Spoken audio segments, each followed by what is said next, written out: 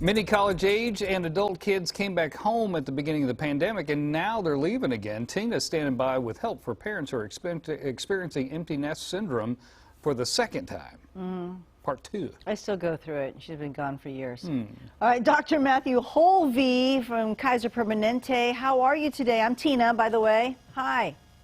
Hi, good morning. Thank you for having me. Nice to see you.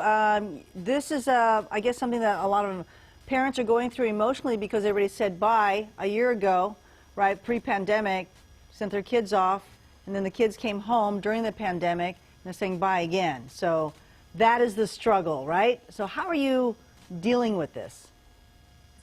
Oh, absolutely. I think with all the back and forth, sometimes, really acknowledging that these are transitions, and that can be very difficult if we don't really think of them as real changes or just a need to make differences in our daily routines. All right, you have some steps that I guess you want us to go through for the parents that are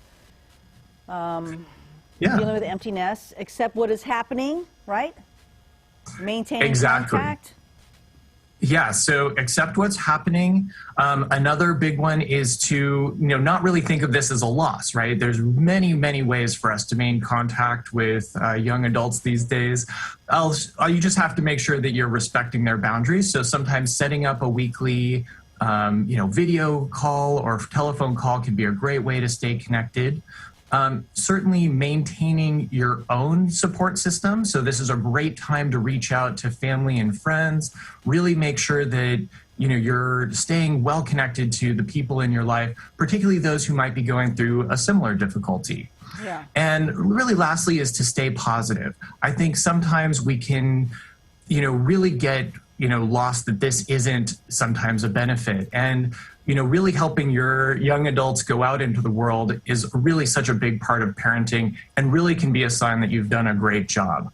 And also this can be a great time to reconnect with maybe things you're passionate about, getting back or reconnecting to relationships that maybe, have taken a back seat, for the last several years. Yes. So really just to get out there and, make sure that you're, kind of filling your life and using that time productively. Yeah, I found that when she moved out, it was like, I guess I was not sure what to do because I'm so used to talking to her and hanging out. We hang out all the time. So then I was a little bit lost.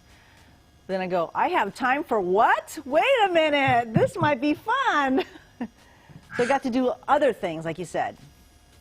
Exactly. I've never found anyone who didn't want to have extra time to do the things that they were, that they enjoy or were passionate about. Right. And then she calls and says, what are you doing? Well, I'm busy.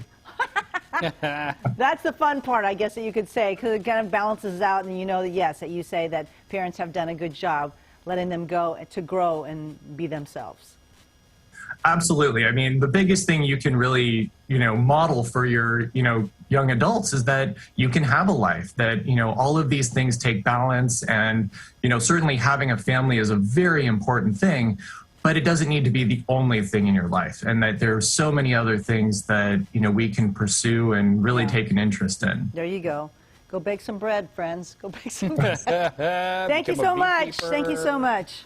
Learn to play. Of course, anytime. Thank you. Dr. Matthew Holvey there from Kaiser.